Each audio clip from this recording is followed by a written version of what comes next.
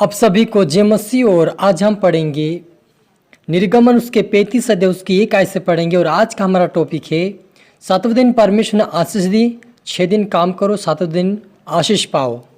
Hallelujah. तो आज हम पढ़ेंगे निर्गमन उसके 35 अध्याय उसकी 1 आयत से। मूसा ने इजराइलियों की सारी मंडली को इकट्ठा करके उनसे कहा, जिन कामों को करने की आज्ञा यहोवा ने दी है वे यह है, 6 दिन तो काम काज करो, परंतु 7वें दिन तुम्हारे लिए पवित्र और यहोवा के लिए परम विश्राम का दिन ठहरे। उसमें जो कोई कामकाज करे वह मार डाला जाए, वरन विश्राम के दिन तुम अपने घरों में आग तक ना जलाना। हालेलुया। हम प्रार्थना करें। धन्यवाद मेरे ईश्वर राजा प्यारे पिता परमेश्वर, आज के वचनाथ के कलाम से पिता हमारी से बातें के प्रभु जी।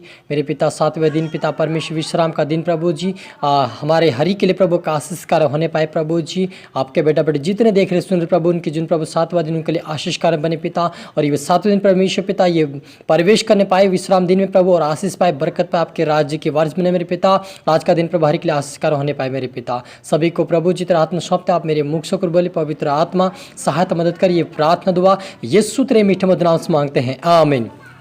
तो मेरा जी जो यहाँ पर हम देखते हैं कि शब्द का दिन को मानना यानी विश्राम दिन को परमेश्वर ने आशीष दिया 7वें दिन को।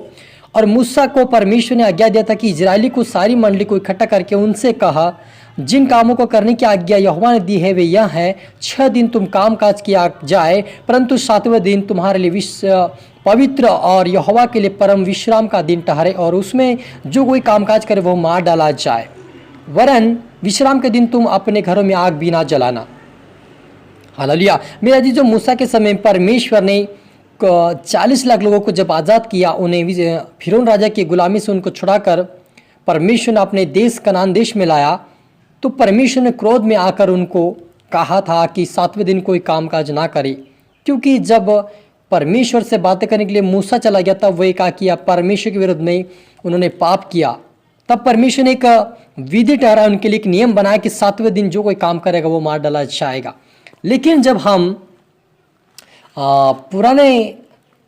उत्पत्ति में पढ़ते 2 अध्याय के अंदर, वहाँ पर लिखा है यो आकाश पृथ्वी और उनकी सारी सेना का बनाना समाप्त हो गया, और परमेश्वर ने अपने काम जिससे वह करता था 7वें दिन समाप्त किया, और उसने अपने किए हुए सारे काम से 7वें दिन विश्राम किया, और परमेश्वर ने 7वें दिन को आशीष दी। हालेलुया।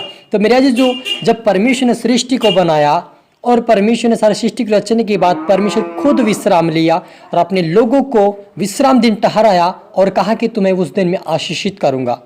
इसीलिए जो फिरौन राजा की गुलामी में इजराइल लोग चले गए थे वो 7वें दिन को विश्राम का दिन नहीं मान रहे थे, इसलिए वो श्रापित हो चुके थे।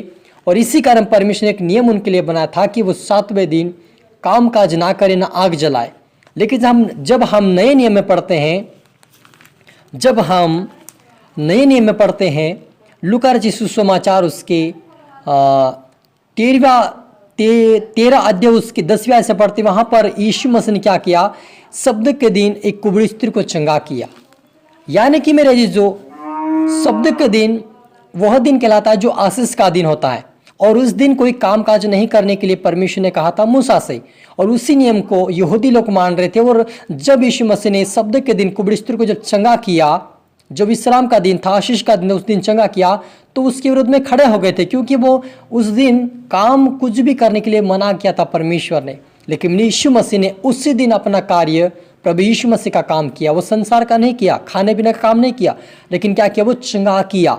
तो मेरे अजीजों, यदि आप और मैं इस विश्राम दिन को हम नहीं मनाएंगे, इसमें प्रवेश नहीं करेंगे, तो हमें भी आशीष नहीं मिलेगी, हमें भी चंगाई नहीं मिलेगी, हमें बरकत नहीं। क्यों नहीं मिलेगा? क्योंकि जब खुद यीशु मसीह ने इस दिन को पूरा किया और उस दिन परमेश्वर ने लोगों को चंगा किया, ब्लेस किया, आशीष दिया, उनके लिए प्रार्थना किया, तो यदि हम उस दिन में आप और मैं भी उस दिन विश्राम नहीं करेंगे, उस दिन में प्रवेश नहीं करेंगे, तो आप और मुझे भी चंगाई, बरकत, आशीष नहीं मिलेगी। और आप कहेंगे कि मैं विश्वासी हूँ, लेकिन मेरे जीवन में ऐसा क्यों कि मुझे आशीष नहीं मिल रही है?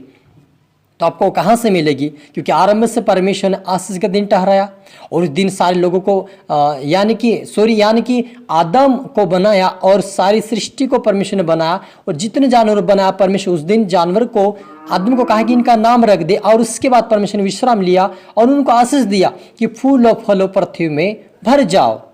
तो अगर ये आशीष हमें पाना है तो हमें परमेश्वर के वचनों का पालन करना होगा। क्योंकि उस दिन आदम ने जब परमेश्वर की आज्ञा का पालन किया आशीष पाया, लेकिन जिस दिन परमेश्वर ने उसकी आज्ञाओं को तोड़ा उस दिन परमेश्वर ने आदम की वाटिका से बाहर निकाल दिया। क्यों निकाला? क्योंकि वह परमेश्वर की आज्ञाओं को तोड़ दिया था, इसीलिए उसको बाहर निकाला गया। और परमेश्वर की यही आज्ञा है कि उसके वचनों पर चले, उसके मार्ग पर चले, उसके विश्राम दिन में प्रवेश करे। क्योंकि बहुत सारे लोग मेरे अजीजों उनके जीवन में चंगाई नहीं पा रहे हैं। वो चंगाई आज भी उनके जीवन में अधूरी चंगाई है, अधूरी आशीष से, पूरी तरह से चंगाई नहीं पा रहे, पूरी तरह से आशीष को नहीं प्राप्त कर रहे। क्यों नहीं कर रहे? क्योंकि वो परमेश्वर का दिन को वह अपना काम करते हैं। और परमेश्वर ने कहा कि जिस दिन वो विश्राम में प्रवेश नहीं करेंगे उस दिन क्या करेंगे? उनके जीवन में श्राप आएगा, वे पूरी रीति आशीष नहीं पाएंगे। जो उनको आशीष मिलने वाली वो भी विलंब हो जाएगा, यानी कि समय लगेगा उसको पाने के लिए। जैसे कि हमें अगले संडे, हमारे लिए आने वाला संडे हमें परमेश्वर का आशीष मिल रही है, यदि उस दिन हम अपना काम करेंगे तो परमेश्वर हमें आशीष नहीं देगा। इसीलिए यहाँ पर मुझे ध्यान रखना कि परमेश्वर हमें विश्राम के दिन, 7वें दिन परमेश्वर हमें आप और मुझे आशीष देता है। और यही दिन मेरा जो यदि आप देखा जाए तो पूरे भारत देश में, पूरे वर्ल्ड में संडे के दिन यानी कि रविवार के दिन, इतवार के दिन परमेश्वर ने जो छुट्टी रखी है आशीष का दिन, वही दिन वो लोग भी मनाते हैं। क्यों मनाते? क्योंकि उनको पता है कि परमेश्वर ने आरंभ से उस चीज़ को रखा है 7वें दिन के लिए। इसलिए वे 6 दिन काम करके 7वें दिन आप और मुझे यहाँ हर एक को परमेश्वर आशीष देता है। हालेलुया। लेकिन जो परमेश्वर के भवन में आते हैं, जो उसके सम्मुख आते हैं, उनको आशीष देता है। और वही दिन जो लोग परमेश्वर को नहीं मानते वो भी मनाते हैं और अपने पिकनिक पे जाते हैं, कुछ भी काम धंधा करते हैं, कुछ भी घूमने के लिए जाते हैं वो। लेकिन उस दिन वो भी छुट्टी मनाते, कर्मचारी लोग भी, क्योंकि वो परमेश्वर का दिन मेरे अजीजों ठहराया हुआ है और वो हमारे लिए, आप और मेरे लिए एक आशीष का दिन है। इसलिए आप और मुझे ध्यान रखें और हमेशा प्रार्थना में जाइए, आप आशीष को पाइए, परमेश्वर को आराधना भक्ति करिए। क्योंकि परमेश्वर यहाँ पर मुझे इसलिए बना था कि उसकी आराधना भक्ति करे, 7वें दिन को विश्राम करे, आशीष पाए और उसके राज्य के वारिस बने। हालेलुया। प्रार्थना करिए।